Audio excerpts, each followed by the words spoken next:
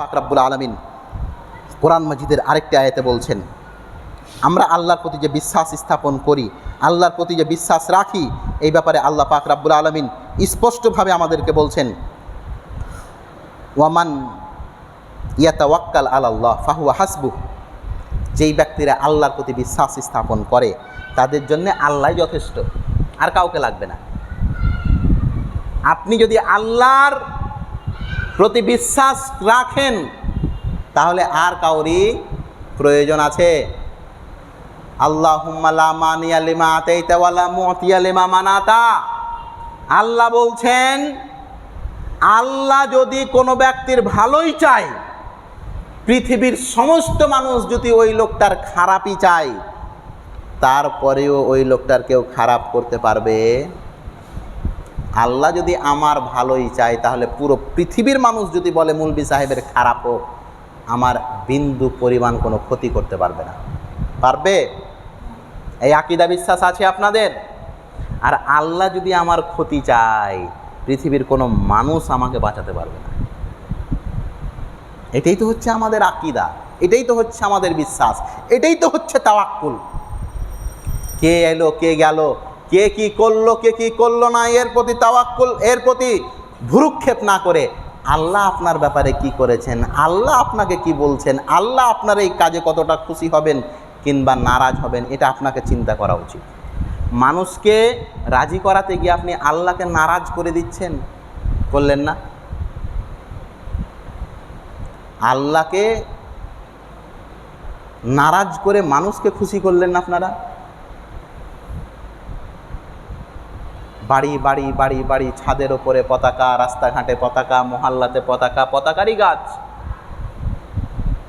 প্রিয় ভাই, এই পুরো কাফেরদের প্রোপাগান্ডা আপনাকে কিচ্ছু দেবে না।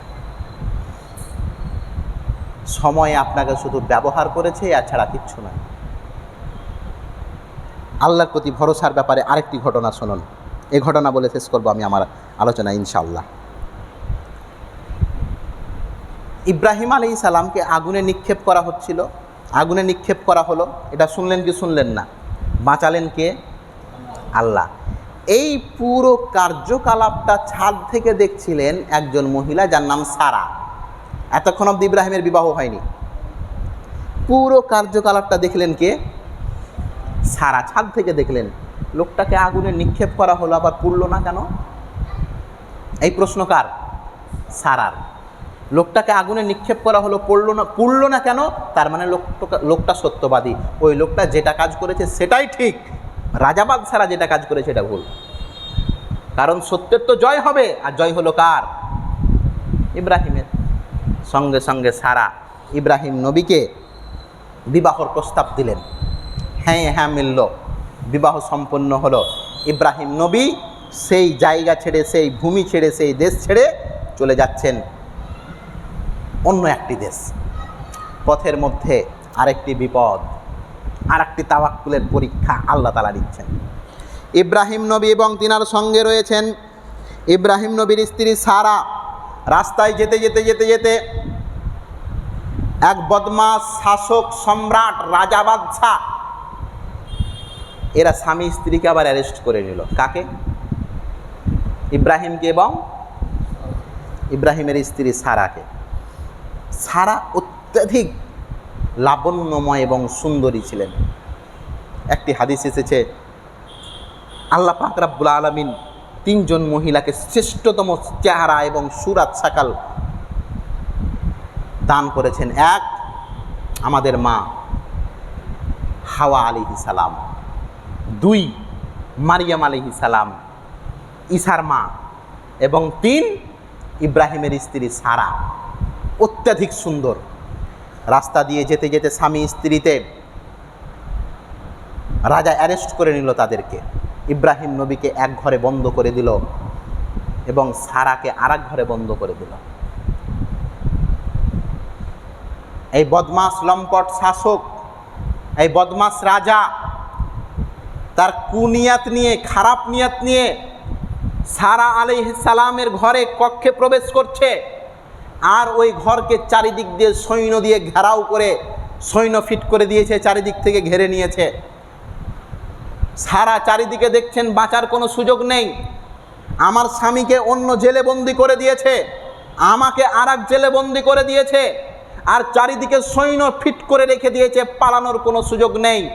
হে আজকের আলোচনার উপস্থিত সম্মানীয় ব্যক্তিবর্গ, আমি আপনাদেরকে বলছি, একজন আল্লাহর প্রতি ভরসাকারিনীর ঈমান দেখুন, বাঁচার কোনো সুযোগ নেই, পিঠ দেওয়ালে ঠেকে গেছে, বাঁচার কোনো সুযোগ নেই।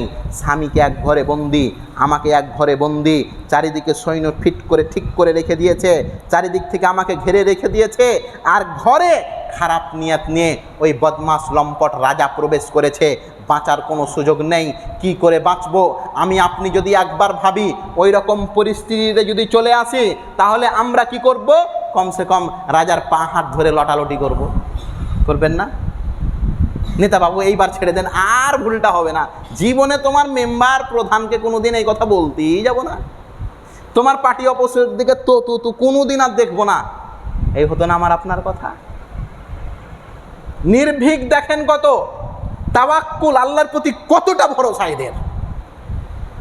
ইজ্জতের 12টা বেজে যাচ্ছে, মুহূর্তের মধ্যে ইজ্জতকে কাফেরেরা ছিঁড়ে ছিঁড়ে খাবে একজন মহিলার, যার নাম সারা। তিনি জানতেন না?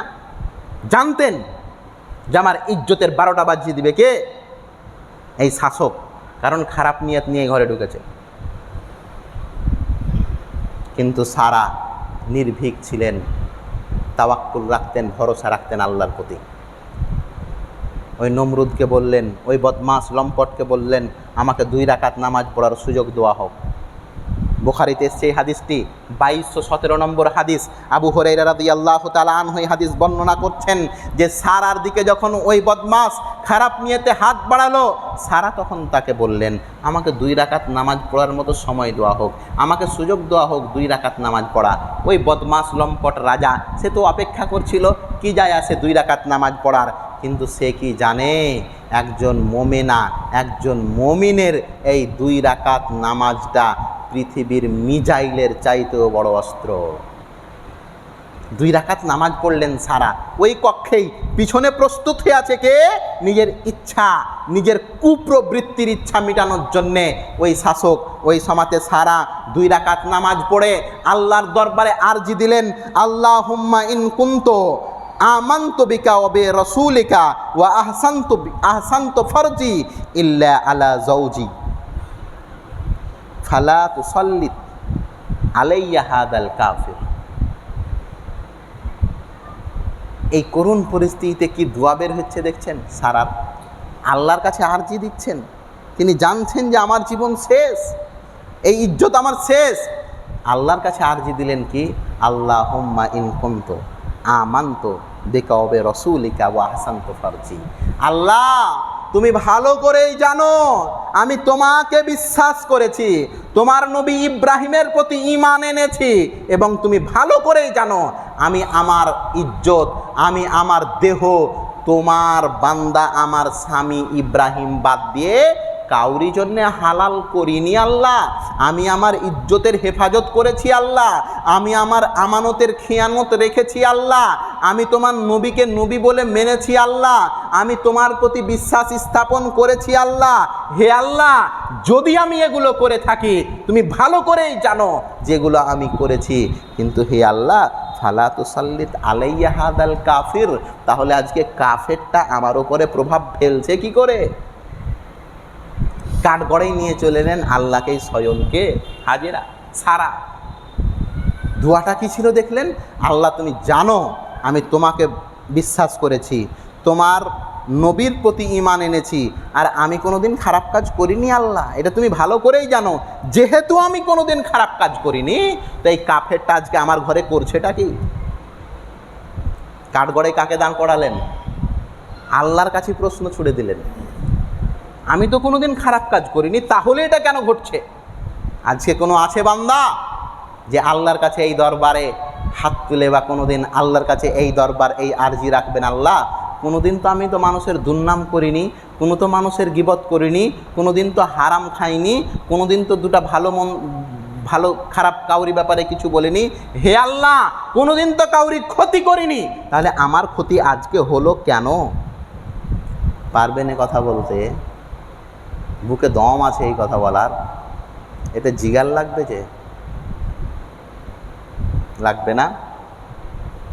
যে লোক বাপকে দুটা বড় মিষ্টি খিলিয়া জমি বেশি করে লেখে নেই, সেই বুকে এই পাওয়ার আছে? তোর মায়ের জমিখানটা তুই লেখে কেনে লিলি রে? তোর আরও তো 4-5টা ভাই ছিল, কই? আমার মায়ের ওষুধ, আমার মায়ের হাসপাতাল, আমার মায়ের দেখাশোনা তো কোনো বেটা করে না, আমিই করেছি, আমি জায়গা লিখে নিয়েছি, এতে ক্ষতির কি করেছি? তো তোমার ওটা বাড়ি না তোমার ওটা ওই অমুক হাসপাতাল? হাসপাতালে রাখতে গেলে বিল লাগতো, তুমিও তোমার মাকে বাড়িতে রেখেছো, বিল নিয়েছো। ওরা টাকা নিত, তুমি জমি নিয়েছো। এই হচ্ছে যুগ আমাদের। মা বাবার সেবা করব তো এগুলোর বিনিময়ে? নবী মুহাম্মদ সাল্লাল্লাহু আলাইহি ওয়াসাল্লাম স্পষ্ট বলছেন, আল ওয়ালিদু আওসাতে আবওয়াবুল জান্নাহ। পিতামাতা হচ্ছে জান্নাতের একটি রাস্তা, জান্নাতের একটি দরজা হচ্ছে কে বলেন? পিতামাতা। আল্লাহর নবী বলছেন পিতামাতা হচ্ছে জান্নাত যাওয়ার রাস্তা। যে কোনো জায়গায় যাওয়ার জন্য রাস্তা লাগবে না? রাস্তা না হলে যেতে পারবেন আপনি? কোনো জায়গায় যেতে পারবেন না, লাগবেই রাস্তা। ওই যে দেখছেন না, নদীতে রাস্তা নেই, এরই জন্য ব্রিজ বানিয়ে দিয়েছে সরকার। ব্রিজ বানায়নি, ওই ব্রিজটাই রাস্তা নদীর ওপর দিয়ে। পৃথিবীতে যেই জায়গা যান আপনি রাস্তা লাগবে, না হলে যেতে পারবেন না। সরকারি রাস্তা হোক কিংবা জমি যাওয়ার এল হোক, রাস্তা লাগবে। আল্লাহর নবী বলছেন জান্নাতে যাওয়ার রাস্তাকে পিতামাতা। তুমি যদি চাও এই রাস্তাটা ঠিকঠাক রাখো, আর তুমি যদি চাও এই রাস্তাটাকে ভেঙে শেষ করে দাও। কিন্তু বলেন তো, রাস্তাটা যদি থাকে তো আপনার লাভটা কি? আর রাস্তাকে যদি শেষ করে দেন তো আপনার ক্ষতি কি? রাস্তা রাখলে লাভ হলো আপনি জান্নাতে যেতে পাবেন, আর যদি রাস্তায় উঠিয়ে ফেলে দেন তাহলে জান্নাতে যাওয়ার কোনো পথ থাকলো? পথ তো থাকলো না। আজকে আমাদের পরিস্থিতি এইরকম হয়ে যায়নি? প্রিয় ভাই, আমি আপনাকে শেষ মুহূর্তে যে কথা বলতে চাইছি, আল্লাহর প্রতি ভরসা রাখুন। আল্লাহর প্রতি ভরসা পৃথিবীর সমস্ত দুঃখ এবং কষ্টের, পৃথিবীর সমস্ত দুঃখ এবং কষ্টের মহাঔষধ হচ্ছে আল্লাহর প্রতি ভরসা। আল্লাহর প্রতি ভরসা রাখেন, যা করেছেন ফাইদা আদামতা ফাতাওয়াক্কাল আলাল্লাহ। যখন আপনি কোনো ব্যাপারে সিদ্ধান্ত নেবেন তো আল্লাহর প্রতি ছেড়ে দেবেন ওটা। ইনশাআল্লাহ আমার এবং আপনার ইহকাল এবং পরকাল আল্লাহ পাক রাব্বুল আলামিন সুন্দর বানাবেন। আল্লাহুম্মা আমিন। ওয়া আখিরু দাওয়ানা আনিল হামদুলিল্লাহি রাব্বিল আলামিন। আসসালামু আলাইকুম ওয়া রাহমাতুল্লাহি ওয়া বারাকাতুহু। না প্রশ্ন না, আপনি